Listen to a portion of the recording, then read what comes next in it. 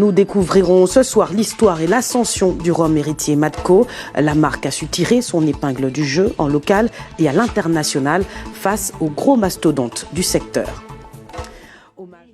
Dans la grande famille du rhum, il y a les héritiers Matco, une marque présente sur l'île depuis 1895, qui est appelée à grandir et à s'exporter face à son succès. Il est même question de planter de la canne dans le Nord Caraïbe. Le reportage de Maurice Violeton et Fabienne Léonce. La voici, la régionale de l'étape. Une marque produite sur le territoire entre Bellefontaine et le Morne-Vert. Plus du quart des ventes de rhum dans cette supérette de la commune de Bellefontaine. C'est un rhum qui fait pas loin de chez moi.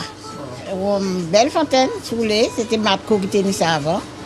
J'aime l'usine en Bahala Yobene. Donc après, pour me mettre la maison, moi, parce que moi, tout le modèle rhum, mais rhum sans boire. Ces bouteilles-là fait mon plaisir. Le rhum Matco, on en parle depuis 1895 avec Félicien à l'époque. Depuis, la marque a toujours été présente.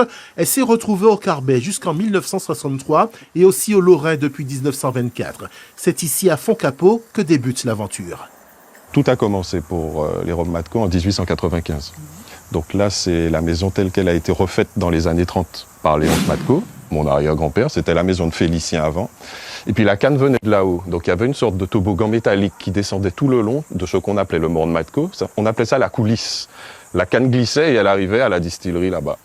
Particularité alors du rhum Matco, c'est qu'il est produit par une famille de Noirs. À l'époque, avant 1922, le rhum produit par des Noirs ou des mulâtres est appelé rhums habitants. Les années 1880 à 1922, il y a eu énormément de Noirs, de mulâtres qui étaient des distillateurs. Le sommet de ça, c'est pendant la Première Guerre mondiale. Il y avait de gros besoins dans l'Hexagone. Puis 1922, il y a la loi sur les contingents. C'est-à-dire que pour éviter la surproduction, on élimine toute une série de personnes et ceux qui sont là, on réglemente pour qu'ils n'aillent pas trop loin dans la production. Et Matco, heureusement, a fait partie des survivants. À la fin des années 70, les rhums Matco du Carbet et du Lorrain travaillent avec St. James. La marque est produite depuis Sainte-Marie jusqu'à 100 000 litres par an. Aujourd'hui, les héritiers Matco voient plus grand. Ils envisagent de replanter de la canne dans le Nord Caraïbe.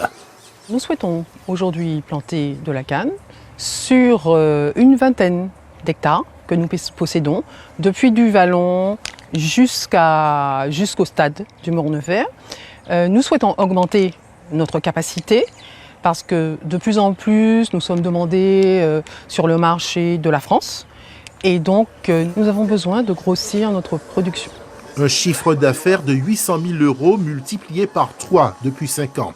Les rhums Matco sont vendus à 90% en Martinique et en Guadeloupe, mais le marché international n'est pas loin. La marque est commercialisée en France, au Japon, en Italie ou encore aux États-Unis.